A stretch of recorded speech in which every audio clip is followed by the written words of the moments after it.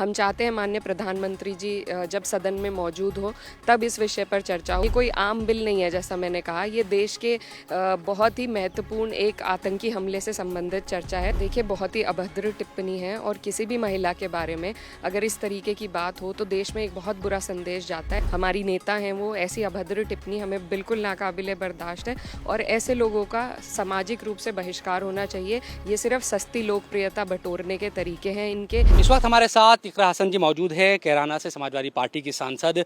इकरा जी, आज तो बड़ी उम्मीद थी कि सदन चलेगा, आज भी स्थगित हो रही है। आज तो ऑपरेशन सिंदूर और पहलगाम पर चर्चा होनी है।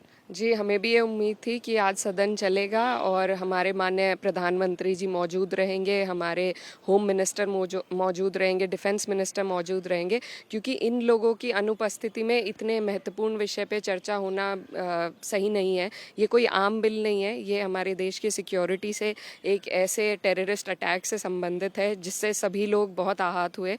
तो ऐसे में जो सबसे सर्वोच्च पद पर हमारे सरकार के जो जिम्मेदार लोग हैं उनका होना अनिवार्य है और यही विपक्ष की डिमांड है। लेकिन सरकार कह रही है कि विपक्ष नहीं चाहता चर्चा और वो कई और मुद्दे भी ला रहा है कि भाई पहले उस पर भी हम करेंगे। ये तमाम आरोप सरकार लगा रही है कि विपक्ष भाग रहा है चर्चा से। जी नहीं, पहले दिन से ही ये बात है कि हम नहीं चाहते कि चर्चा को हल्के में लिया जाए। हम चाहते हैं माननीय प्रधानमंत्री जी जब सदन में मौजूद हो तब इस विषय पर चर्चा हो, ताकि जवाबदेही सही तरीके से हो सके।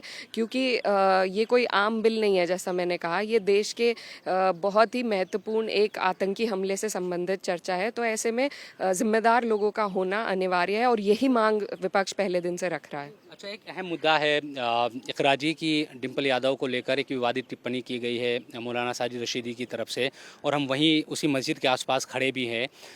इस टिप्पणी को, महिला को लेकर इस तरह से गैर जिम्मेदार टिप्पणी, आप कैसे इसको देखती हैं? देखिए, बहुत ही अभद्र टिप्पणी है और किसी भी महिला के बारे में अगर इस तरीके की बात हो तो देश में एक बहुत बुरा संदेश जाता है। ऐसे लोग जो चाहे किसी भी धर्म के आड़ में, इस्लाम के आड़ में या किसी और धर्म के आड़ में, किसी को अधिकार नहीं है कि किसी भी महिला पर, जो एक जनप्रतिनिधि हो, जो एक नेता हो, हमारी नेता हैं वो, ऐसी अभद्र टिप्पणी हमें बिल्कुल नाकाबिले बर्दाश्त है और ऐसे लोगों का सामाजिक रूप से बहिष्कार होना चाहिए। ये सिर्फ सस्ती लोकप्रियता बटोरने के तरीके हैं इनके। इनको धर्म के बारे में कुछ नहीं पता, क्योंकि अगर पता होता तो ये इस तरह की ओछी टिप्पणी ना करते। अब फिर बयान जारी करके कह रहे हैं कि मैं अडिग हूँ, मैंने कौन सा आतंकवादी हमला कर दिया, मेरे खिलाफ एफआईआर क्यों हो रही है और संसद में क्यों प्रदर्शन हो रहा है। वो अडिग है, माफ़ी मांगने के बजाय वो तो कह रहे हैं कि हम तो अडिग है और मैं कायम हूँ इस बयान पर।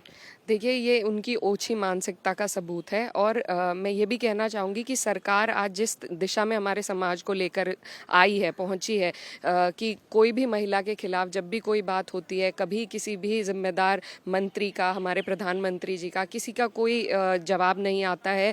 और जिस तरीके से बिल्किस बानो के, उनको भाजपा के लोगों ने मालाएं पहनाकर रेपिस्ट को उनका स्वागत किया गया, और चाहे मणिपुर की घटना हो, बहुत से ऐसे लगातार देश प्रदेश में रोज़ाना महिलाओं के खिलाफ जो हिंसा होती है, जिस तरह की टिप्पणियां रोज़ के रोज़ आ रही हैं, तो ऐसे में प्रधानमंत्री देश के लीडर हैं, वो अगर देश को सही दिशा दिखाएंगे, टोकेंगे, जैसे वो कई मन की बातें करते हैं, अगर इस भी विषय पे वो आगे आकर बात रखेंगे महिलाओं की सुरक्षा के लिए, उनके सम्मान के लिए, तो मुझे लगता है ऐसी चीज़ें दब जाती। लेकिन हम अपने देश को ऐसी दिशा में बढ़ाते जा रहे हैं, भाजपा ऐसी दिशा में बढ़ाती जा रही है जहाँ ऐसे लोग ओछी लोकप्रियता, सस्ती लोकप्रियता पाने के लिए ऐसे रोज़ाना बयान देते हैं। आखिरी सवाल, एनडीए तो महिलाएं मैं देख रहा हूं कि प्रदर्शन कर रही है डिम्पल जी के समर्थन में कि भाई मौलाना को गिरफ्तार करो, ये तमाम बातें कही जा रही है, जो आपके मुखालिफ भी है। जी, ये एक अच्छी बात है। मैं कहना चाहती हूँ कि महिलाओं का एक दूसरे महिलाओं के विषय में आगे बढ़ना, पक्ष हो विपक्ष हो, एक अच्छी शुरुआत है। लेकिन साथ ही एनडीए के लोगों को अपने गिरेबान में झांकने की ज़रूरत है, क्योंकि सरकार उनकी है। हमारे उत्तर प्रदेश में एनसीआरबी की आप रिपोर्ट देखेंगे, रोज़ाना महिलाओं के खिलाफ हिंसा बढ़ती जा रही है। ऐसे में ना तो सरकारें कुछ करती हैं, ना उनकी तरफ से कोई सामाजिक सुधार के संदेश आते हैं। तो ये सब बढ़ावा उन्हीं का दिया हुआ है और आज हमारा देश ऐसे हालातों से गुजर रहा है।